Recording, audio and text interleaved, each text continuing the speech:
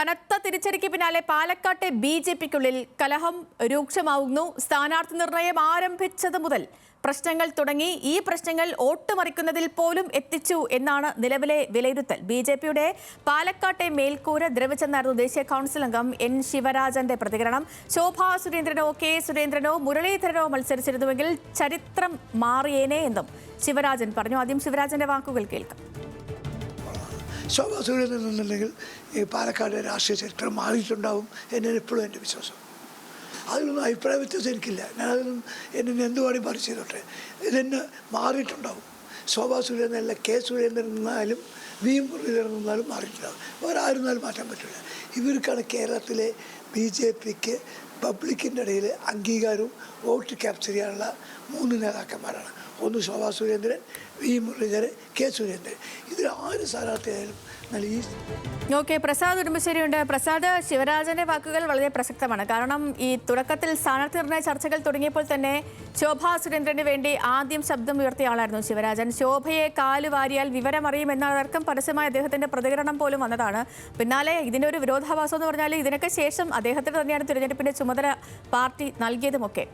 BJP സംബന്ധിച്ച് അവരുടെ ശക്തി കേന്ദ്രങ്ങളിൽ പോലും നുഴഞ്ഞുകയറിയുള്ള രാഹുൽ മാങ്കൂട്ടത്തിന്റെ വൻ പടവെട്ടാണ് നമ്മൾ വോട്ട് എണ്ണൽ ദിവസം കണ്ടത്. വമ്പൻ ഭൂരിപക്ഷം കണ്ടത്. ബി.ജെ.പിക്ക് എവിടെയാണ് തകർന്നത് എന്നുള്ള കാര്യത്തിൽ മറ്റാരേക്കാളും സുരേന്ദ്രൻ മറുപടി പറയേണ്ടി വരും. കാരണം ചേലക്കരയിലൊക്കെ 1-2 ദിവസം മാത്രം പോയി പ്രചരണം നടത്തിയതിനു ശേഷം കെ സുരേന്ദ്രൻ തമ്പടിച്ച് അവിടെ പാലക്കാടായിരുന്നു, അവിടെ നിന്നായിരുന്നു പ്രചരണം മുഴുവൻ നടത്തിയത്. ചരടുവലി മുഴുവൻ സുരേന്ദ്രന്റെ കയ്യിൽ തന്നെയായിരുന്നു. അപ്പോൾ സുരേന്ദ്രൻ തന്നെ തീർച്ചയായും ഈ ഒരു വിഷയത്തിൽ മറുപടി പറഞ്ഞേ മതിയാവുകയുള്ളൂ. ബി.ജെ.പിയിൽ എന്താണ് സംഭവിക്കുന്നത്? ശിവരാജന്റെ ഈ പരാമർശം അത് ബി.ജെ.പി എത്രത്തോളം എഫക്റ്റ് ചെയ്യും?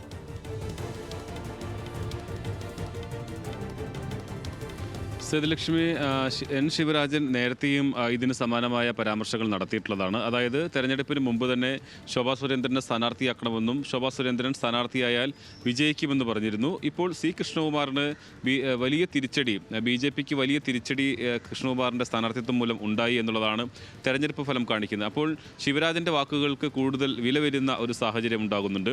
ഇതേ അഭിപ്രായമുള്ള നിരവധി ആളുകൾ ബി.ജെ.പിക്ക് അകത്തുണ്ട്. പ്രാദേശിക നേതാക്കളാണെങ്കിലും ജില്ലയിലെ നേതാക്കളാണെങ്കിലും സംസ്ഥാന നേതാക്കളാണെങ്കിലും ഇതേ അഭിപ്രായമുള്ള ആളുകൾ തന്നെയാണ് ഉള്ളത്. കാരണം മറ്റൊരു സ്ഥാനാർത്ഥിയെ നിർത്തിയിരുന്നെങ്കിലും പാലക്കാട് വിജയിക്കാൻ കഴിയുമായിരുന്നു എന്നുള്ളത് തന്നെയാണ് ഈ തെരഞ്ഞെടുപ്പ് ഫലത്തിന് ശേഷവും ഇവരെല്ലാം തന്നെ പറയുന്ന ഒരു പ്രധാനപ്പെട്ട കാര്യം. അതുകൊണ്ട് തന്നെ വരും ദിവസങ്ങളിൽ കൂടുതൽ പ്രതികരണങ്ങൾ ഉണ്ടാകുമെന്ന് തന്നെയാണ് നമ്മൾ കരുതുന്നത്. ഒരുപക്ഷെ പരസ്യ പ്രതികരണങ്ങൾ ശിവരാജനെ പോലെ, അദ്ദേഹം ജില്ലയിലെ മുതിർന്ന നേതാവാണ്, അതുകൊണ്ട് തന്നെ പെട്ടെന്നൊരു അച്ചടക്ക നടപടിയൊന്നും ശിവരാജനെതിരെ എടുക്കാനുള്ള സാധ്യത കുറവാണ്. പക്ഷേ മറ്റ് നേതാക്കൾ അങ്ങനെയല്ല. അവർ അച്ചടക്ക നടപടി വരുമെന്ന് കരുതിക്കൊണ്ട് തന്നെ പരസ്യ പ്രതികരണങ്ങൾക്ക് ഒരുപക്ഷെ തയ്യാറായേക്കില്ല. എന്നാൽ പാർട്ടിയുടെ ചർച്ചകളിൽ, പാർട്ടി ഫോറങ്ങളിൽ ഇക്കാര്യം ഉന്നയിക്കുമെന്ന കാര്യത്തിൽ തർക്കമില്ല. അത് സി കൃഷ്ണകുമാറിനെ നിർത്തിയത് തന്നെ ഈ തുടക്കത്തിൽ വലിയ പിഴവായി എന്ന് തന്നെയാണ് അവർ വിലയിരുത്തുന്നത്. മറ്റൊരാളെ കണ്ടെത്തണമായിരുന്നു. ഇത്രയധികം വിഭാഗീയത ഉണ്ടായിട്ട് പോലും, അല്ലെങ്കിൽ ഇത്രയധികം പ്രശ്നങ്ങൾ, വിയോജിപ്പുകൾ ഉണ്ടായിട്ട് പോലും സി കൃഷ്ണകുമാറിനെ മാത്രം എന്തുകൊണ്ട് ഒരു വാശി പോലെ നിർത്തി എന്നുള്ളതാണ് ഇവർ ചോദിക്കുന്നത്. മറിച്ചായിരുന്നെങ്കിൽ ബി.ജെ.പിക്ക് സ്വാധീനമുള്ള ഏറ്റവും ചുരുങ്ങിയ പക്ഷം നഗരസഭയിലെങ്കിലും വലിയ തോതിൽ വോട്ട് വർദ്ധിപ്പിക്കാൻ കഴിയുമായിരുന്നു എന്നുള്ളതാണ് ഇവർ പറയുന്നത്.